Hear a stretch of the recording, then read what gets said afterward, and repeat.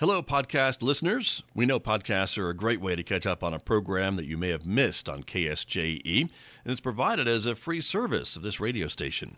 But you know, KSJE is now listener supported, and so while you enjoy this podcast, we hope that you'll also take some time to join KSJE. Become a member today. It's quite easy to do. Just go to our website at ksje.com/support and pick the level of support that best matches your budget. Thanks again for listening. Here's your podcast.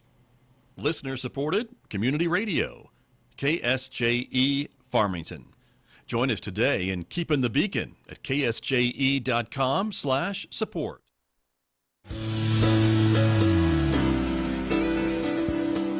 Now back to Studio A and the award-winning Scott Michlin Morning Program on KSJE.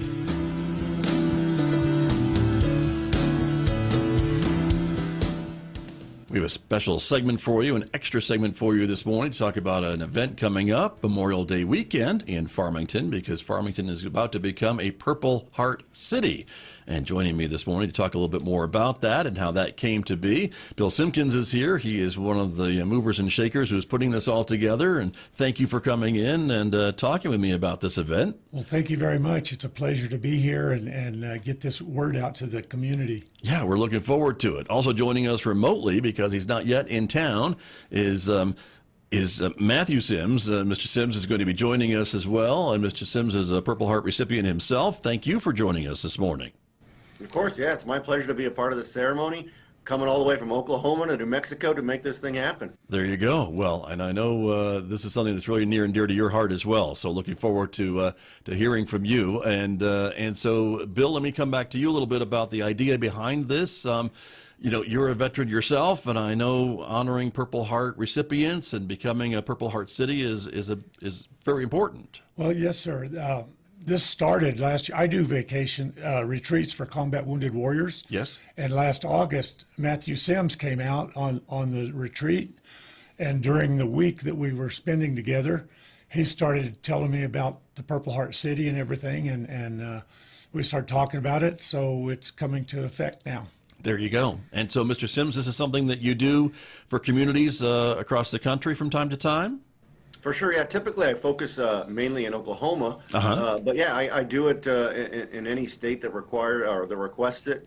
So yeah, I'm a 3-time Purple Heart recipient myself, so this is near and dear to my heart. And yeah, when Bill and I started discussing it, and then he came back and said, yeah, Farmington is 100% interested in it. Let's make this happen.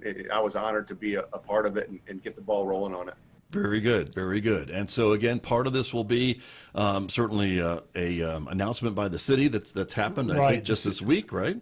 Yes, we just City Council just had a meeting last night, and that's when they voted to go ahead and adopt the resolution, and everything is a go. Okay. The signs are made. We're ready to get it rolling. And so signs like the ones we see on the screen will be going up at all the major entrances, I guess, to Farmington. We have 5 signs that will be going up at all of the highways coming into Farmington. Okay. And so what is happening Memorial Day weekend then is a special ceremony to kind of officially declare that Farmington is a Purple Heart City then, right? That's right. Matthew will be here, and we have a really good ceremony set up for 10 o'clock down at the All Veterans Park down by the river. And we're going to have a couple of speakers. We're going to have flag ceremonies, different things. And at the end of it, we're going to have an actual 21-gun salute. Nice. Now, most people don't know what a 21-gun salute is. They see the things at the funeral details where they fire 21 shots. But this one's going to actually fire 21 separate shots. Okay. All right. Well, we'll look forward to that. And you have very graciously invited me to be a part of this, which I thank you for including me as well. I'm looking forward to it. And this is open to the public, so anyone is invited to come down and be part of this ceremony. Everyone is invited, yes. The more crowd that we can get, the better. Very good. And Mr. Sims, you're going to be here, of course, to talk a little bit about your background. And I know you've written a book, too, about your experiences as well, correct? That's correct, yeah. So I'm going to be one of the speakers for the event. And yeah, so I served 23 years in the U.S. Army as a combat medic. And during one of my deployments to Iraq, I was wounded in 3 separate incidents. So the first time I took a sniper round to the front of the helmet. which broke my neck and fractured my skull. And I stayed in Iraq and recovered from those injuries. And then about 4 months later, I was out on another patrol in my ambulance in Iraq and ran into a roadside bomb. And the shrapnel ripped through the vehicle and through my vest and into my right lung and collapsed my right lung and ruptured my right eardrum.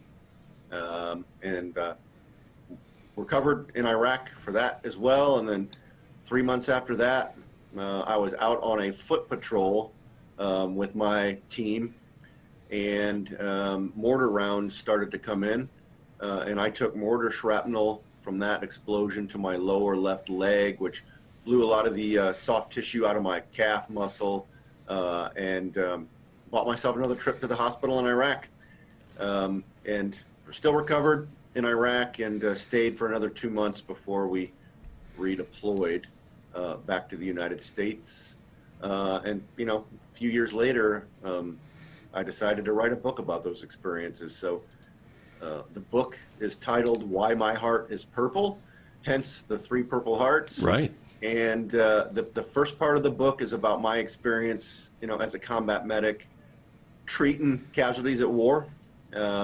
My experiences of being wounded 3 times in my recovery process. And how it was being a combat medic in that type of environment. And then the second half of the book, I wanted to find a way to give back and to keep the memories alive of all of the medical personnel in the Army, Navy, and Air Force that pay the ultimate sacrifice in the war in Iraq and Afghanistan. So I researched for many, many years of all of the folks that were medical that died over there. And each one of them got a section in the second part of my book. So that was my legacy, to keep their memory alive and to just honor them in the best way that I could see fit. Yeah, very nice. Well, thank you for sharing that, and thank you for putting it all into a book too, so that folks can read it and read about your story and what you've written about these others as well. I think it's really important. And the ceremonies for these communities, I mean, again, I think it's important too that these communities make a statement and know that, tell people that are visiting and people that live there that we also remember these veterans who have been injured during their line of duty and things along that line. That's an important distinction to remind folks about too. Absolutely. And so when you were with your visit last year, as Bill was saying, you were in the Durango area and this area as well. Do you have any favorite memories of your visit here? So, I mean, everything was really, really amazing. Bill took great care of me and the rest of the gentlemen veterans that were there. He kept us fed. But, some things that stood out for me was, of course, the scenery. And I loved the train ride in Durango. I loved going out to Monument Valley, but what stood out to me the most about the trip wasn't the physical part of being there. It was just how the Farmington community supported us. Every event that we went to, everybody was amazing. They treated us with respect. I mean, that community really showed us that they cared about us. And none of us were from that area, so that's what really stood out to me and impressed me about the community. Nice. Well, thank you for sharing that as well. And Bill, I don't think we're surprised to hear that. This is the type of community we live in, isn't it? It is. It's such a, I've put this program together over 14 years ago. This is our 14th year of doing retreats. Mm-hmm. And it's so easy. One time I was walking down at the river, and one of the guys that owns TJ's Diners came up and says, "Are you going to bring warriors to me again this year?" I mean, it's not me looking for them. They come to me. Sure. They're ready to go. Right. It's a great community. Very good. And so, and that I think shows in the ceremony that you put together too, with help from the city and the Parks and Rec Department and things like that. Right. Everything's just falling together. The signs that we're putting up were purchased by Zimes Ford. We have a gentleman that has a pet memorial here in Farmington, donated a bunch of money for Matt's expenses to get out here.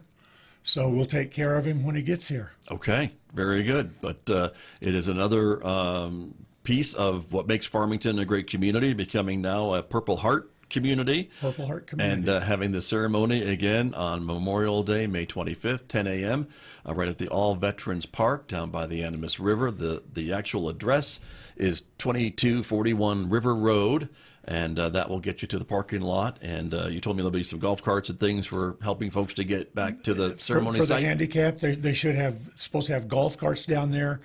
We hope we have enough parking.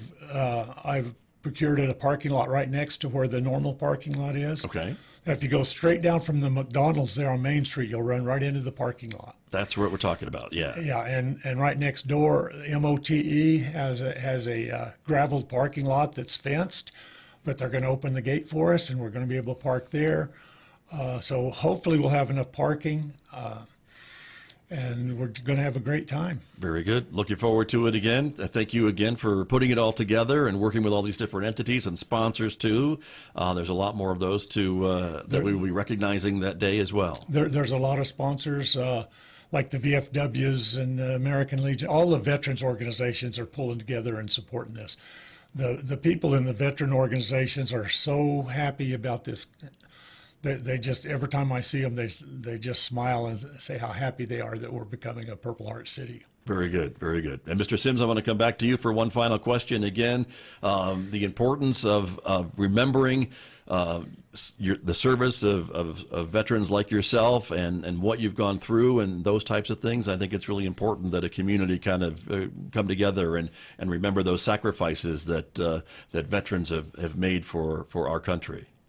That's exactly true, and that's the whole purpose of becoming a Purple Heart City, is really when a veteran from the city or someone that's not from the city, when they drive into the city, pretty much every entrance to the city from all the major roads is going to have that Purple Heart sign.